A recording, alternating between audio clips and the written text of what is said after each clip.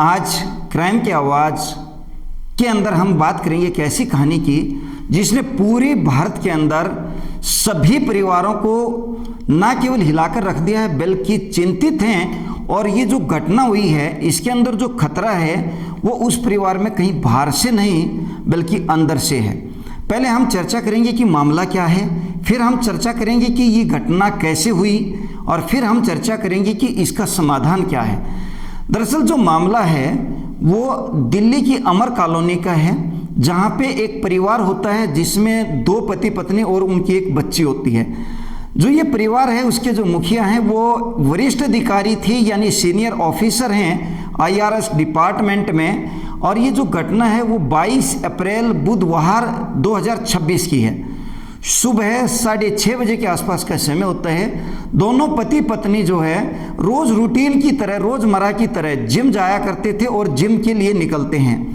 जैसे ही वो जिम के लिए निकलते हैं तो एक लड़का आता है उस परिवार के अंदर जो पहले से परिचित था। अब वो लड़के का क्या विवरण है उस पर भी हम बात करेंगे। पहले एक बार हम घटनाक्रम पे बात कर लेते हैं। वो चाबी उठाता है क्योंकि उसको मालूम था कि चाबी वो परिवार कहाँ रख के जाता है। दरवाज़ा खोलता है और दरवाज़ा खोलने के बाद उनकी बिटिया थी जो अंदर बैठ कर के पढ़ रही थी। अच्छा, अब बात आती है कि वो लड़की कौन थी। वो लड़की कोई सामान्य लड़की नहीं थी बल्कि डीपीएस आरके पुरम की 12th की हुई लड़की और all India 12th topper, IIT graduate और यही नहीं यूपीएससी एस्पिरेंट लड़की थी। ऐसी होनहार लड़की जो टॉपर होने के साथ साथ सिंसियर और संस्कारवान भी थी। बच्ची अपने घर में पढ़ रही थी। उसी समय राहुल नाम का लड़का जो है वो आता है, यानी दरवाज़ा खोलता है। उससे पहले पैसे की डिमांड करता है। जब लड़की मना कर देती है तो उसके सिर पे हमला कर देता है और हमला करके जब लड़की बेहोश हो जाती है तो ऐसी भी अभी सूचना है जो कि अभी इसकी पुष्टि नहीं की जा सकती। पुलिस वेरिफिकेशन के बाद ही इसका पता चलेगा कि उस लड़की के साथ दरिंदगी करता है, यानी रेप करता है। और फिर क्या करता है, उस लड़की को घसीट करके वहाँ लेके जाता है जहाँ उसको मालूम था कि लॉकअप है परिवार का और पैसे रखे होते हैं। जब तक क्या होता है कि वो लड़की है पूरी खून से सन जाती है और हो सकता है कि उस लड़की की डेथ होगी हो। उसको घसीट के ले जा करके जब वो लेके जाता है तो फिंगरप्रिंट उस लॉकअप को खोलने के लिए उस लड़की का काम नहीं करता है। फिर 7 बड़े पेचकस प्लास टूल से वो तोड़ता है लॉकअप और वहाँ से 2.5 लाख रुपए लेकर के निकल जाता है। ये पूरी घटनाक्रम जो है उसका आने का और जाने का कैमरे में है जो आप देख रहे हैं।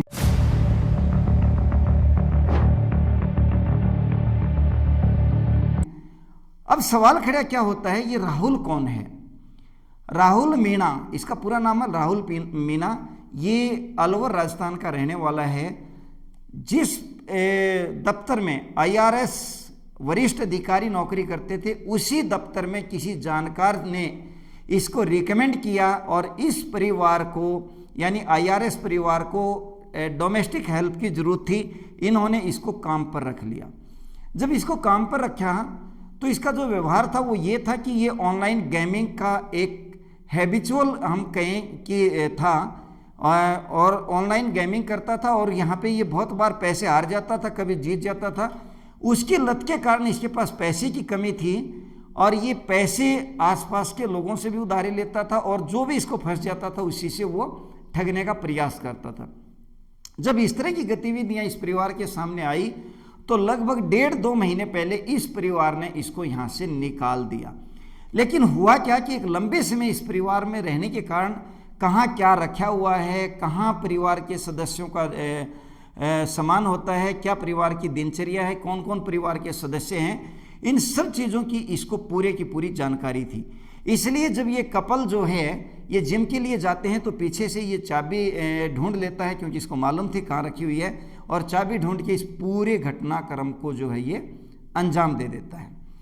ये जो लड़का है ये ना केवल एक इसके अंदर ऑनलाइन गेमिंग थी बल्कि ये आपराधिक प्रवृत्ति का पृष्ठभूमि का भी इसका जो ब्रेन था वो भी था। इस घटना से एक दिन पहले भी ये राजस्थान के अंदर किसी अपने फ्रेंड की महिला के साथ दुष्कर्म करके भाग के आया था, यानी 21 अप्रैल को, और 22 अप्रैल को आकर के इसने इस घटना को यहाँ पे अंजाम दे दिया। यानी यहाँ पे क्या किया, लड़की का मर्डर किया, और जो लड़की का मर्डर किया वो पहले बेहोश किया और फिर मोबाइल केबल से उसका गला दबा करके उसकी हत्या कर दी, और फिर खींच करके उससे पहले उसका फिंगरप्रिंट से पैसा ले जाने निकालने का प्रयास किया। जब नहीं निकला तो लॉकअप तोड़ के पैसा निकाल के भागने का काम किया। इस दौरान क्या होता है कि जब ये पूरी घटना को अंजाम देता है तो इसके पैरों पे, इसके पैंट पे, इसके जूतों पे जो है सारी जगह खून लग जाता है, अगल बगल में भी खून बिखर जाता है। उन सबसे बचने के लिए ये वहीं पे अपने जूते और पैंट उतार के निकल जाता है और दूसरी पैंट पहन के ये जो है भाग जाता है। अब यहाँ पे 3-4 चीज़ें हैं। सबसे पहली चीज़ तो ये है कि इतनी बड़ी घटना और हम हर रोज़ क्या एक बाहर से नहीं बल्कि अंदर से भी एक राख के या बारूद के ढेर पे बैठे हुए हमारे परिवार। दरअसल सबसे बड़ी विडंबना तो ये है कि आज हमारी फैमिली बहुत ही न्यूक्लियर हो गई हैं। जो संयुक्त परिवार होते थे, जहाँ माँ बाप, सास ससुर, भाई बहन, देवर जेठ, एक संयुक्त परिवार होते थे, वहाँ सुरक्षा थी और एक दूसरे से अटैचमेंट था, वो आज रहा ही नहीं है। आज मैं और मेरे बच्चे, यानी हम और हमारे बच्चे। उसका कारण क्या है कि बहुत ही सीमित हमारी जानकारी है जो कोई भी आसानी से ले लेता है।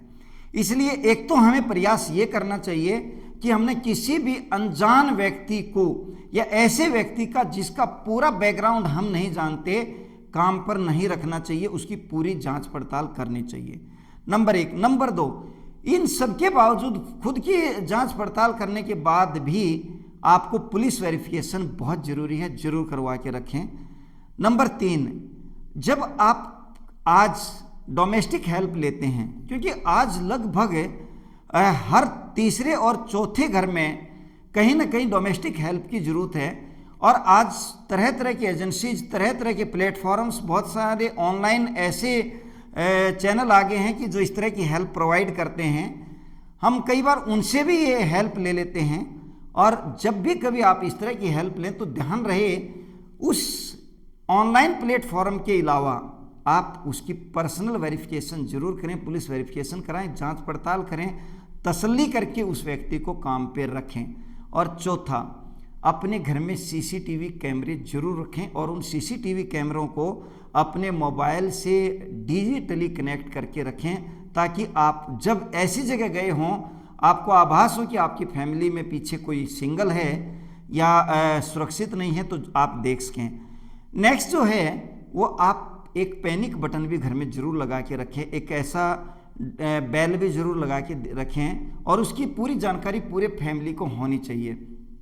और जो नेक्स्ट है, थोड़ा सा अपने आसपास में भी ऐसी कनेक्टिविटी जरूर रखें कि आप जाते समय कह के जा सकें, चाहे आप ड्यूटी जा रहे हैं, चाहे आप किसी और काम पे जा रहे हैं, कि कोई अगल बगल वाला थोड़ा सा आपका ध्यान रख सके।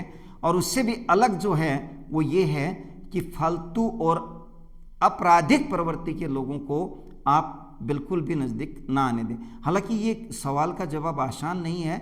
सामने बहुत सारे लोग बहुत सिंपल बिहेवियरल पैटर्न में, यानी सामान्य एक चेहरे के पीछे आपराधिक प्रवृत्ति का चेहरा छुपा के रखते हैं, इसलिए आप अंदाज़ा नहीं लगा सकते कि किसकी मेंटलिटी क्या है। लेकिन फिर भी आपने यहाँ पे बचना होगा, क्योंकि इस एक घटना ने न केवल एक लड़की का मर्डर किया है, बल्कि पूरे परिवार का पूरा सिस्टम तबाह कर दिया, बहुत सारी जिंदगियों को लील दिया।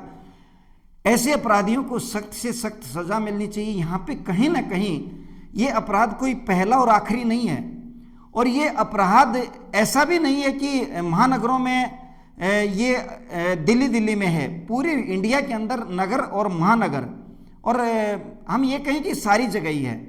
इसके लिए कहीं ना कहीं सख्त कानून की भी हमें बहुत ज़्यादा ज़रूरत है। कानून का खौफ होना चाहिए। इस तरह के व्यक्तियों को तुरंत फांसी की सज़ा मिलनी चाहिए और फास्ट ट्रैक कोर्ट में इस तरह का केस चलना चाहिए। आप आगे से इस तरह की घटना से अपने परिवार को जरूर अवगत कराएं। ये जो क्राइम की आवाज़ जो हमारी कहानियां हैं, इसका उद्देश्य परिवार को अवेयर करना, जानकारी देना और अपराधों के बारे में बताना है, ताकि हम अपने बच्चों को और अपने परिवार के सदस्यों को ये बता के सजग कर सकें और सिक्योर कर सकें। जय हिंद, जय भारत।